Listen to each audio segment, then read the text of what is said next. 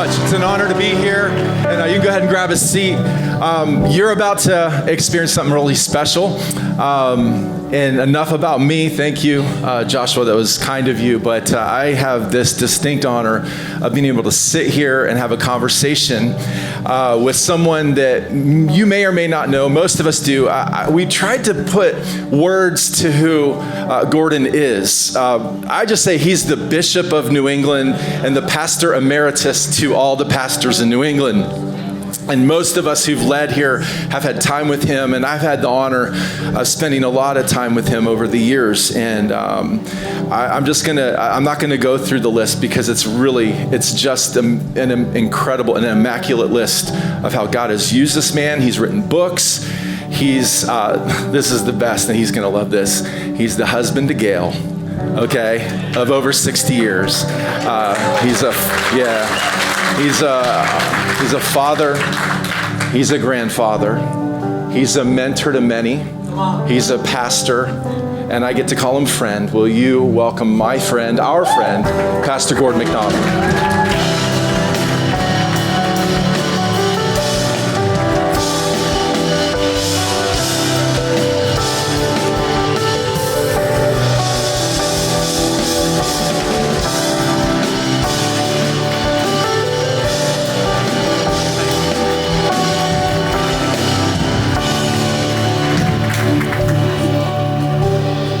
Well, here he is. We've been talking about this for 14 years, I think. Right? Yeah, this is it. And the man is in the house, and thank you for joining us, Gordon. And is there anything that you want to add to, or anything you'd like to say before we kind of get into our conversation? Well, I'm glad to be here. That would be one thing. Got to drive through the rain this morning on 495. That was great. I just really wish the crowd could be more enthusiastic. I know, right? I know. Yeah. We've been getting down over there worshiping, haven't we, Gordon?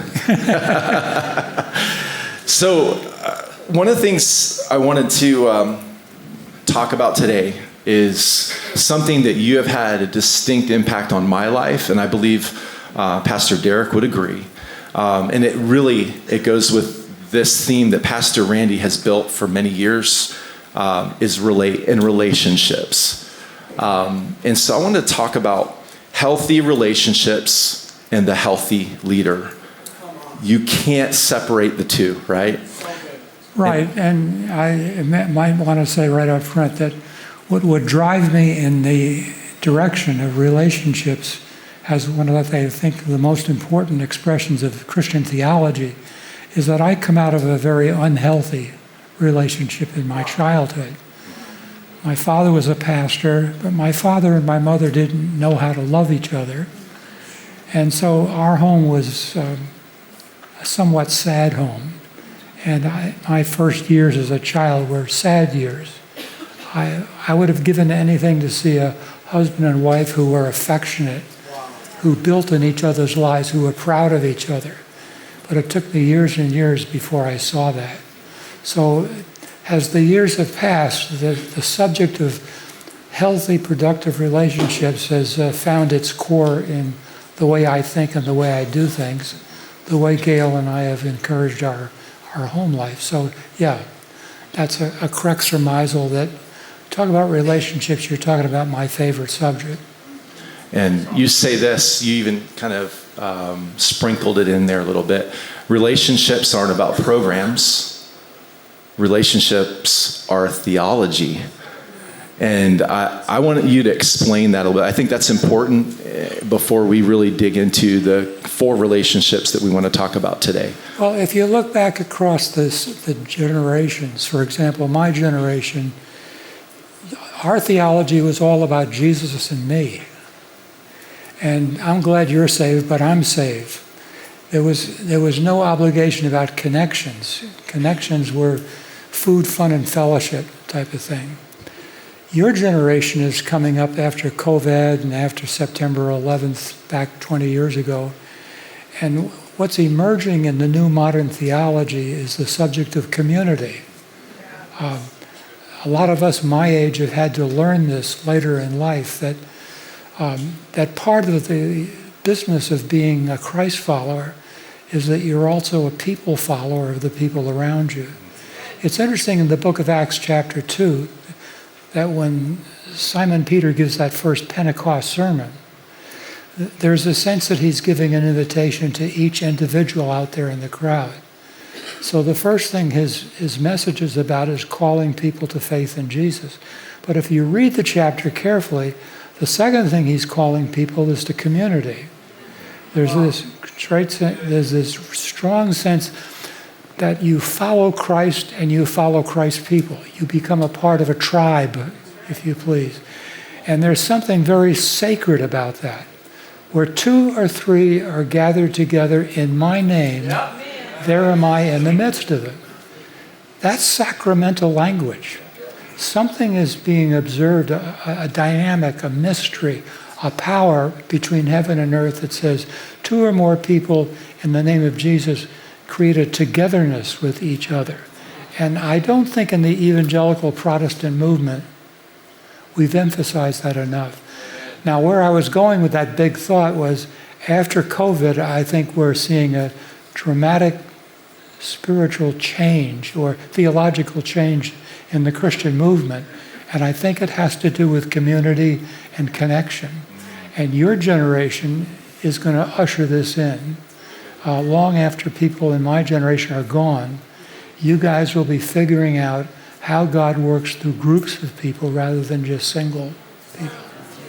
That's so good. And, something we talked about with this in mind is the latest Barna statistic. And I'm going to read this, and then we're going to jump into some of these relationships that you have identified. Barna says over half of pastors who have considered quitting full-time ministry, which is 56%. This is this year, 2022. 56% of all pastors have considered quitting full-time ministry, and this is what they say is the immense stress of the job is the first reason, and that's 43%. But the second reason that pastors in 2021 and 2022 have considered leaving is 43% say this, quote, "I feel lonely and isolated." Loneliness and isolation are a catalyst for many church leaders to say, hey, I think I'm tapping out. And you've been able to speak into the lives of many pastors through this season. And so what I'd like to do is talk about those crucial relationships that you've actually identified 11, right? 11 relationships. Well, it's a kind of a soft description because you could go from 11 to 15 or you could go from 11 to 6, I suppose. But I found it convenient to look at all the relationships, structural relationships in my life and anybody else's. And I come up with 11 different relationships that we're likely to deal with every day. We do it so automatically and often so thoughtlessly that we don't even realize the shifts we're making all the time. Now here's the first one, which is a little bit mysterious. We have a relationship to our family of origin. My mother and father are gone, have been gone now for more than 10 years. But I hear one or both of them speaking into my soul, into my head, into my consciousness with great frequency. They remind me of things when I was a child, when I was a teenager. So they're there. And I would suspect that if we thought about it carefully, every person in this room, in one way or the other, would say, yeah, there's that family behind me that I look back to, the things they taught me, the wounds that were created sometimes in unhappiness, or the joy, if it was that kind of a family. And these family members are speaking up into our today experience. So you got to say, in this subject of relationships, there's a relationship with the family that's gone that haunts us with regularity. So that would be number one. Number two, for those of us who are married, would be obviously my marriage to my wife, yours to yours. The third relationship would be my family. And there's a little subtle problem that a lot of people mistake family and marriage to be one. They're two different things. And Gail and I had to learn very quickly as our children came into our home, there is time for the family and there's time for the marriage. And they can gel together on certain occasions, but they also have to stay separate to get definition. So that would be the second. The third would be family. The fourth probably would be what I call special friends, capital F friends. Maybe 6 or 7 people. The sociologists would tell us that you can only maintain about 15 intimate relationships. I mean, really deeply soul-level intimate. And many of us in ministry try to pretend we can do that with hundreds of people. No way. This is where the gold lies right now, I believe, and how I think, Gordon, you have spoken personally into my life, and I know many other pastors. Let's drill down on the capital F friend conversation a little bit, because I believe when we talk the statistic, as long as we get back to marriage, we can, because I know they're connected. I know you brought that up. Yeah, in the day's priorities, the walk a person has with their spouse. And I want to be very fair about this. There are women who are in the ministry, and they have to go the other direction too. But so you want to talk about capital F friends for a minute? Okay. In my first 15 years of pastoral ministry, I had lots of friends. Breakfasts, hikes, all kinds of stuff that friends do. But nobody knew my heart. And that's a real interesting dividing line. Who knows what's deep down inside of you, Chris? And my contention would be, at the most, you can only have 5 or 6 of those people. It's really important that a pastor and a pastoral couple identify who those people could be. These are friendships that often last for a whole lifetime. I have one of my capital F friends I see about 3 times a year up at Newport, Vermont. You just were with them, right? You know that. You told me, yeah. That's scary. Yeah. Yeah. Yeah, we were together last week for one of those visits, and we met at 8 o'clock in the morning at the MacDonald's on the last exit on I-89, I think it is. And we talked all day long. We had stacks of books on the table that we had been reading, and we wanted to talk to each other about it. We talk about our family. We talk about our spiritual, devotional life. Talk about visions and dreams, if you can have them at 83. So yeah, that was he's been a capital F friend for 45 years. And it takes a long time to develop one of those relationships. But you really have to have them. My observation is that people who don't have them experience squelching loneliness from the age of 38 to 47. And by the time you pass the 50th line, the die has been set. You either have capital F friends or you probably will never have them. I've heard you talk about this a little bit in our conversations. A time in your life when you began to develop those capital F friends became a healthier ministry life for you. So I have a quote that I've taken from our conversation. It says, healthy capital F friends can equal healthy ministry. And explain just a little bit how healthy capital F friends have helped fuel healthy ministry for you over the years, because statistically we just read that many pastors are identifying that as a deficiency in their own lives. How has having capital F friends in your life helped fuel healthy ministry? Well, first of all, capital F friends are going to have certain qualities that they bring into a relationship. One is wisdom and discernment.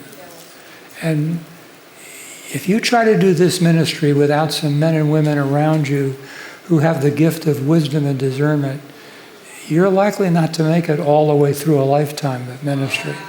You can't do this thing alone. So it's very important to have people have wisdom. There's people who will bring comfort to you when things turn sour, and every one of us have been there more than once. Who do you turn to when, and In the previous message, we talked about resignation. Life can get so painful that you just want to quit.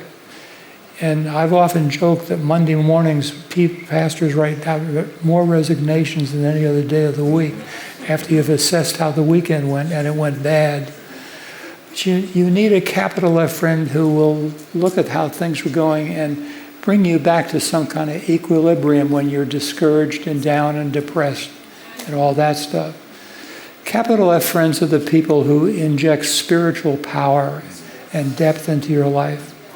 I'm amazed, even in my own world, how many times you can sit down with so-called Christian friends for an hour and a half, and you talk about everything, the patriots, you talk about the Republicans and Democrats, and everything except Jesus. And, there's not a lot of room to casually talk about Jesus in a way that is beautiful. So that's what capital F friends do. They open up subject material and observations that probably nobody else is going to. I have 150 plus pages of notes from our time. You have more than I do. I know, right?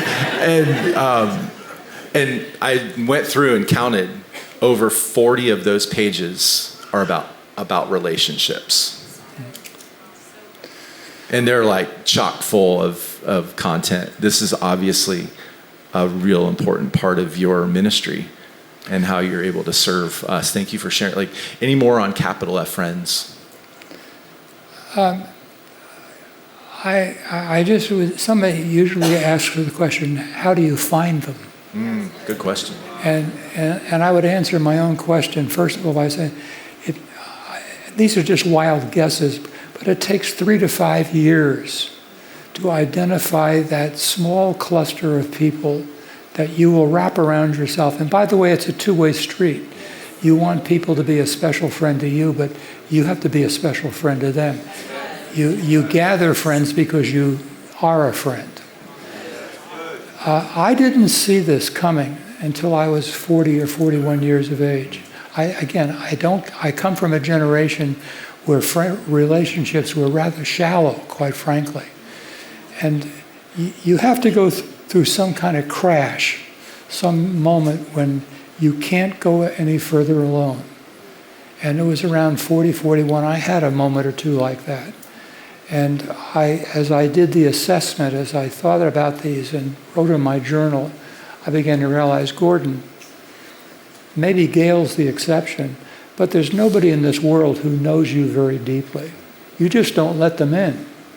And we were taught in my generation, don't let people in. So I had to make a reversal in my perspective on that. And it took me 3-4 years to make 5 special, what I call capital F relationships. They're all gone now. One has died. One is in a cognition unit because he's totally out of Alzheimer's. A third has moved to Florida. The other 2 have just gone on. Those were precious relationships. I had them, enjoyed them for 40 years, but as like a death, they come and finally they start to end. I'm living in a period of my life where all your relationships get shaken up because people die. But picking a special F friendship is a long, carefully deliberative thing. But any man and any woman who tries to go through a lifetime of ministry without them is probably going to suffer someplace along the line. So you mentioned spouse. Is Gail a capital F friend? How would you? We've talked about this. It's a fun conversation. Glad she's not here. I have a feeling if Gail was here, she'd probably want to be right up here with us. No, I would. These are fun things to talk about because they're theoretical as such. But I personally would tell you that special F friends usually are of the same gender. My special F friends are men. Gail has those kind of friendships, and for them, they're women. But Gail is in a category by herself. She knows my heart probably better than I do. And she's the greatest single gift in my life apart from salvation. 60 years? Is it 61 now? 61. Yeah. Yeah. So, yeah, isn't that amazing? I love watching you two together. I've had the opportunity to spend a little bit of time with you guys together. It's pretty fun to watch you guys interact. But I'd love for you to give us, so we've talked capital F friends, and now we're kind of transitioning quickly into the spousal back there. 2 tips for folks in ministry to a healthier marriage and ministry. Growing up in a pastor's home tends to make a person rather self-centered. You expect people to do nice things for you, to love you, to say, to always be there in what you need. You're always the one who gets to call the shots, even as a pastor's child. I was always Jesus when we acted out the Bible stories.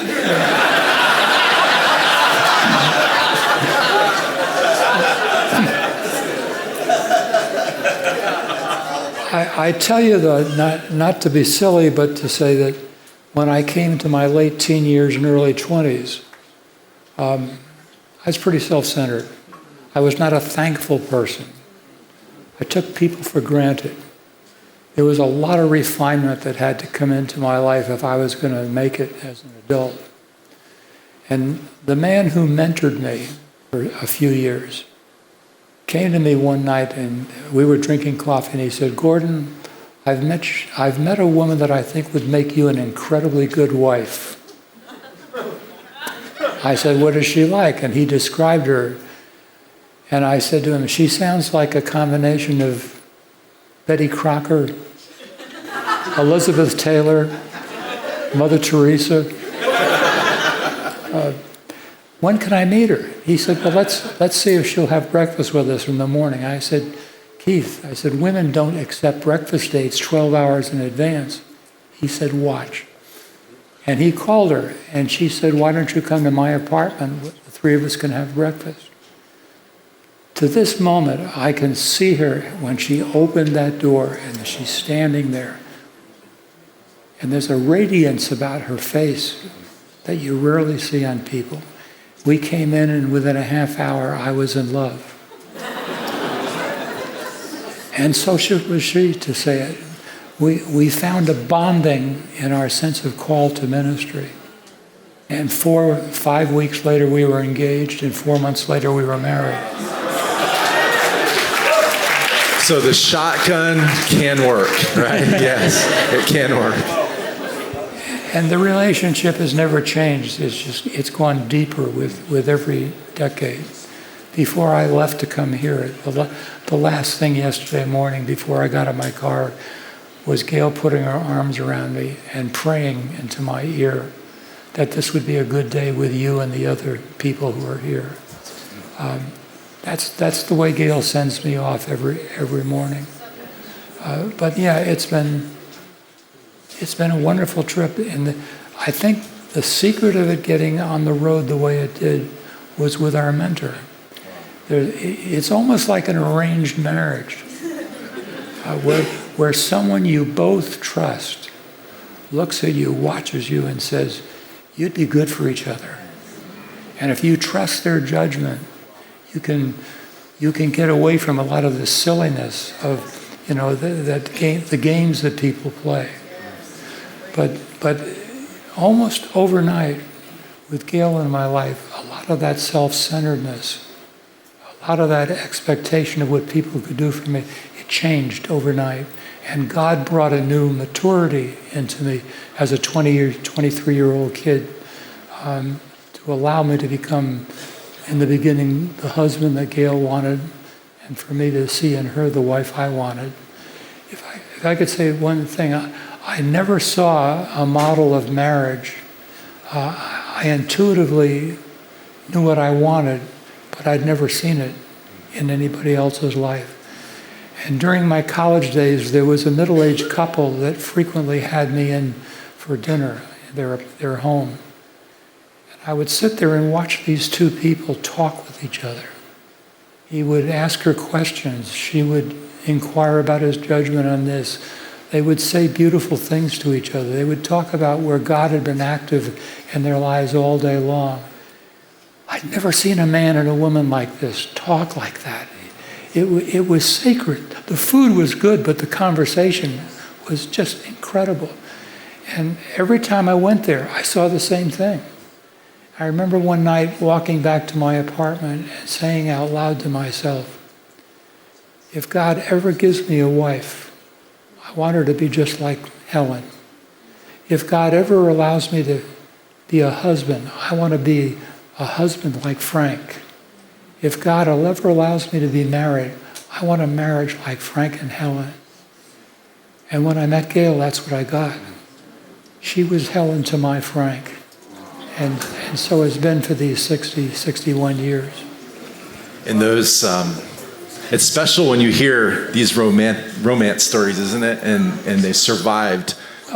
You know, Chris, what I should say this finally about marriage in the pastorate, and one or two people may not buy this, but Gail and I always saw the pastoral ministry together as a team.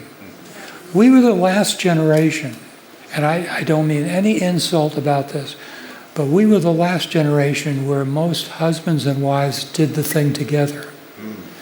And from the very beginning when I became a pastor, for example, on Sunday mornings, Gail and I would walk into the sanctuary together, holding hands. We sat in the front row. I only went to the pulpit when it was my turn to give some leadership. People got used to, when I went up to preach, the last thing that would happen is I stepped out of the pew. Gail would put her hand on my forearm like this, and she would say in a half whisper, "Be a man sent from God today, preach for change." Those were the last words I heard week after week for 50 years. Each time we left a church, very interesting. You know how many churches will give you a basket of letters? Dear Pastor, well, I thought all those letters were going to say how great my preaching was. But I can't tell you the overwhelming number of those letters when we left Grace Chapel, for example, were words like this. When I walk into the sanctuary on Sunday morning, the first thing I look for is Gordon and Gail sitting together.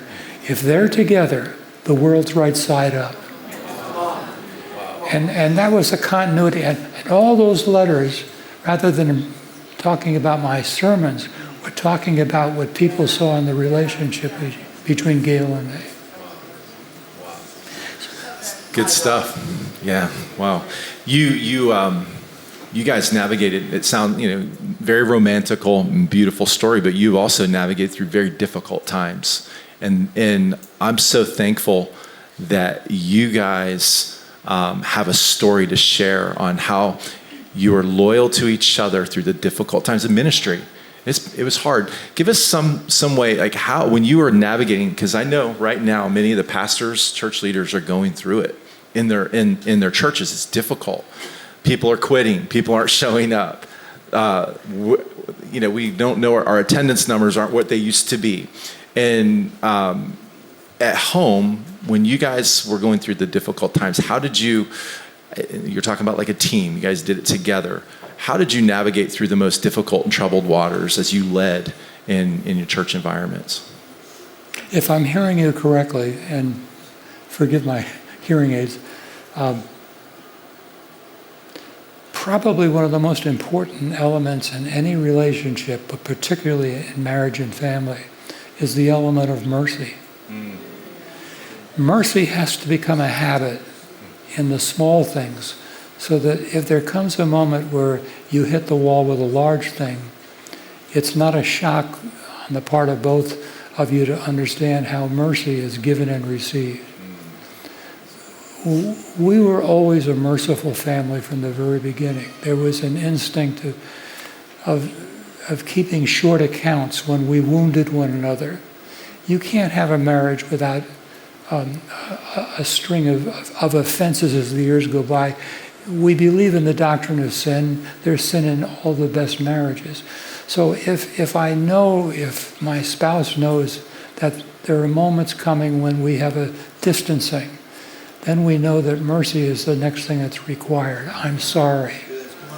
I forgive you. And the people of your church begin to become aware you're a merciful couple. It's one of the things that makes a church become a merciful church. And this whole ability to give and receive redemption is perhaps the most important single message the church conveys. What's the point of saying so triumphantly, oh, we're going to change the world really needs us, if inside our front door of our homes there's not a peacefulness that comes out of the whole business of that. If there's a secret to how we got through rough times, that would be it. That's good. Okay. So you had a mentor introduce you to Gail. A mentor introduced you to Gail. Let's talk about mentors a little bit. A key relationship that you've identified. Let me go back just one step. Sure. I'm being fair. I don't want to be unfair to you. When Gail and I were approaching our wedding day, about 10 days before we were to be married, Keith, the person who had introduced us, took me out to lunch. I tell this story often because it so marked me. We ordered at the lunch table, and then he said, Gordon, I have something to say to you. Yes, Keith? God has given you a remarkable woman to marry. He means to say things to you over the years, through her, that you wouldn't hear from any other source. And then he took his finger and he wagged it in my face, right near my nose. And he said, listen to her. Listen to her. Listen to her. Because you're not a good listener. Can the ladies say amen? That's good, Gordon. That probably was the most important single piece of advice I ever got, because I fear that I would have been like a lot of young men who thought they had to have every answer and know every situation, and the rest of you can come along for a ride. Somehow that advice given over that lunch table found its way to the core of my soul. I'm still listening. And I would tell you that virtually every time Gail speaks, I feel like God's Spirit is somehow witnessing deep in my own heart. And I learned to think, if you're a man and you don't listen carefully to what your wife has to say, you're crazy. Because they see a half of life that men never see. So we need the combination of both. Now on with your question. No, I think, keep going, right? It's so good. Keith, your mentor, introduced you to Gail. And mentors have been a big part of your life and have been a big part of our conversation because you're a mentor to me. You're a mentor to many others in ministry. And that's another relationship that you've identified as crucial to the health of a leader, to the health of a ministry leader. And I'd love for you to speak to mentoring and what it's been. You talked about Vernon Grounds. I've heard, I think we spent maybe 2 hours talking about Vernon Grounds back in May, and we got a group together. Yeah, we could do that, couldn't we? Yeah, I really enjoyed hearing your perspective on someone who mentored you, because you've mentored me over the years. And I love hearing how someone mentored you. And I would just love to, I think a lot of times we go to conferences and we're like, I'm going to find somebody who's a mentor. And it's like, well, is it really how mentor finding works? And what is it to be a mentor? And how was it for you to be mentored? So let's just unpack that a little bit, what mentoring and how it's been important in ministry for you. Well, the word mentor, as you probably know, is the name of a man who was asked to teach the son of Ulysses in the Greek tragedy, in the Greek history. So the name mentor is the name of the man who first in history was known as a mentor. And we've adapted that in these modern days. It's interesting to me in my lifetime that the notion of mentoring has really risen to the top of a lot of conversation. And I think it reflects the breakup of the American family. In my unhappy home, I admired my father. In some senses, I wanted to be just like him. I loved the way he would preach the Bible and people would sit there enraptured, waving the pages of their Bibles, marking with circles and lines, because they loved to hear him preach the Bible. And I kept saying as a kid to myself, I want to do that someday. Little did I realize that it was God's initial way of giving me a call to pastoral ministry. But as much as I admired my father, I never knew him. I was just one more person in his world. But it was hard for my father to show love or intimacy of any kind. The result was that I began, without realizing it, to look for mentors who would substitute for him. I have a paper at home that I've written called The 9 Who Stood Out, because I've over these years, I've identified 9 different people who in one way or the other played a mentoring role. And they're not all adults. Like my first mentor was a single woman who lived down the block from us, a Sunday school teacher. And every week she would have a group of us children in her home for cookies and milk, and she would tell us a Bible story. I learned more about the Bible content of stories from that woman than all I did in seminary. She tells me why Sunday school is such an important function. But I just learned oodles about the Bible because of her. She was my first mentor. My grandmother was my second. My track and cross country coach was my third. Keith, who introduced me to Gail, was the fourth. Frank and Helen were the fifth and sixth. And then Vernon Grounds comes along.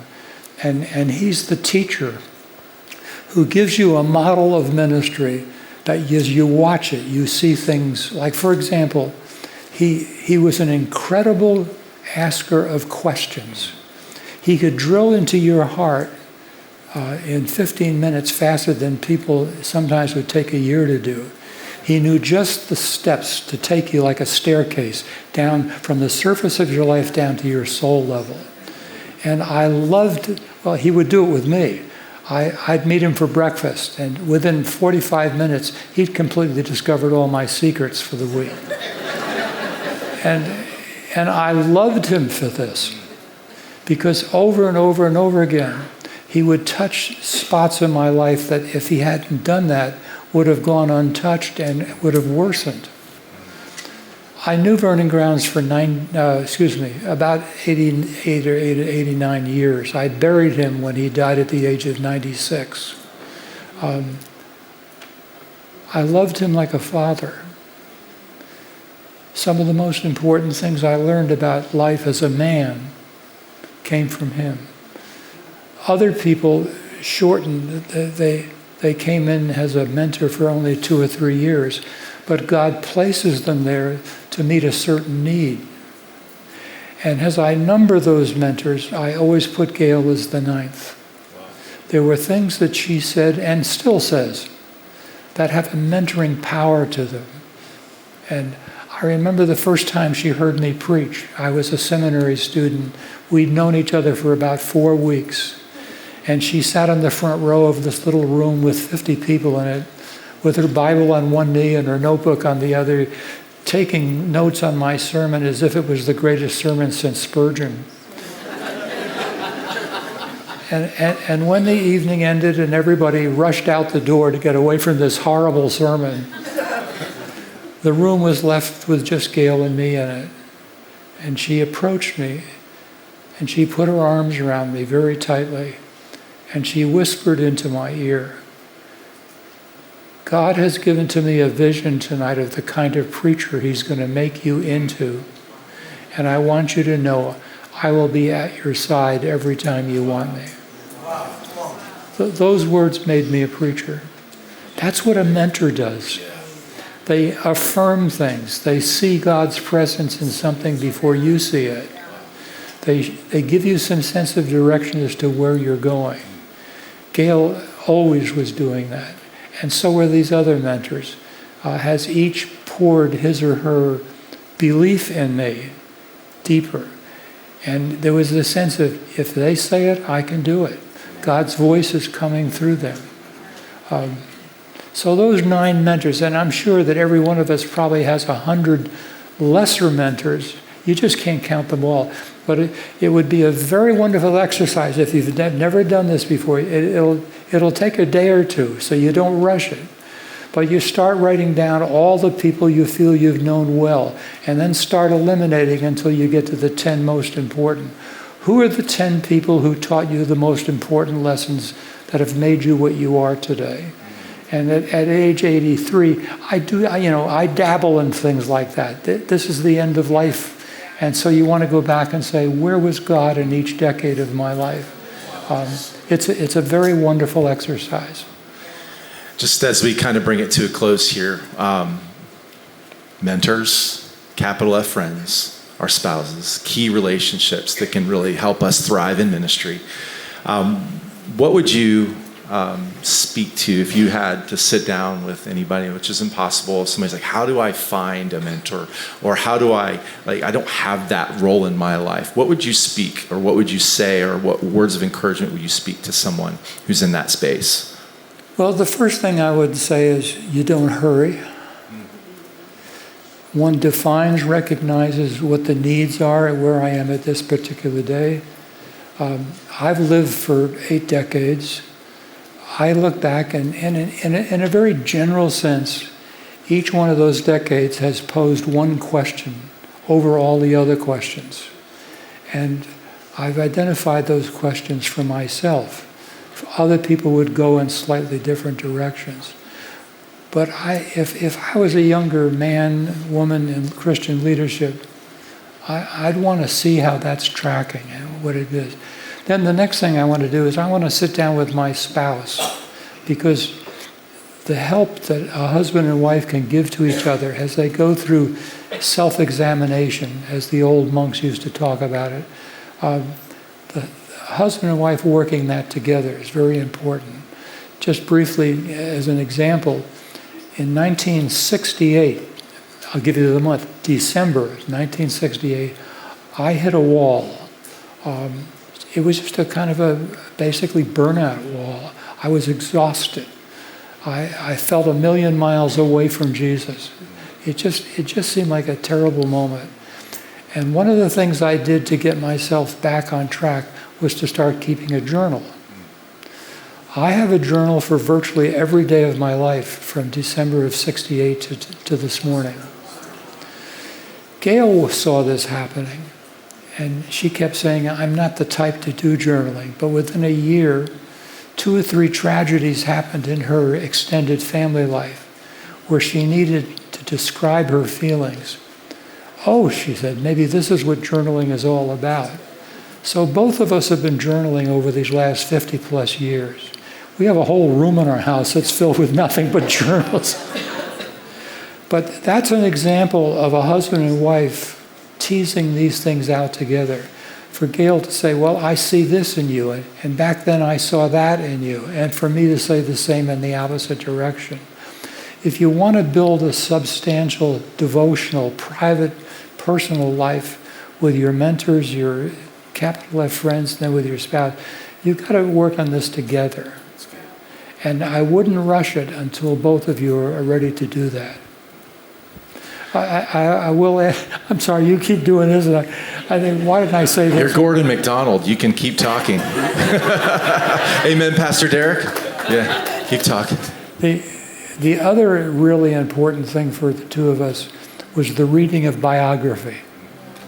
Probably 1 out of every 4 books in my library, in Gail's library, are biographies of men and women down through the centuries who served Jesus faithfully.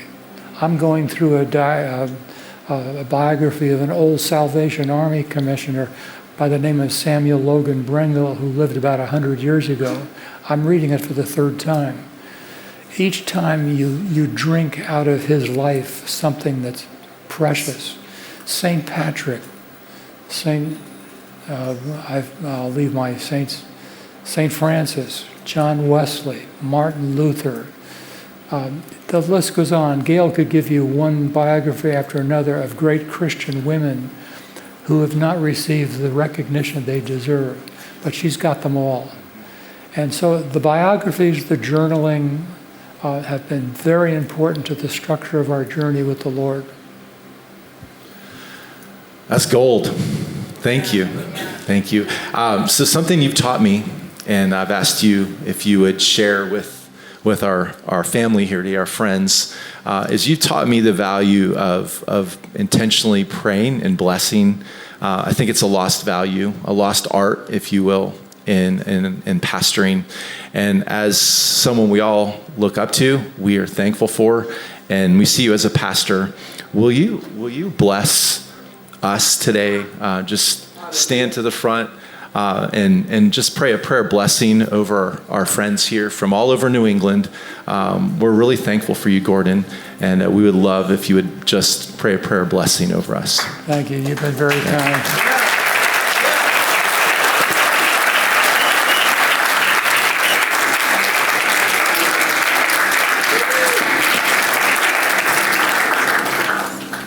Let me be your pastor for a few seconds. I lift my hands toward heaven, Lord, in this moment to pray for this wonderful group of youngish people who are establishing a whole new generation of ministry. Lord, they need wisdom. They need insight. They need courage. They need to be strong in Jesus as these days go by, because they're living through and giving spiritual leadership in some of the most difficult years in our country's lifetime. So I pray that you will give them the unity and fellowship of Christ's people. Help them to fill the air with the presence of the Spirit of God. I pray that you would keep them from sin, that you would raise up for them friends that would speak into their lives with great power and strength. And I pray that they will be known wherever they go as people of the Word, representing Jesus in a beautiful way. If any of them these days struggle with sickness or even despair, if there be those who are discouraged, I pray and offer them up to you in these moments. In the name of the Father, the Son, and the Holy Spirit, I bid you goodbye. Thank you.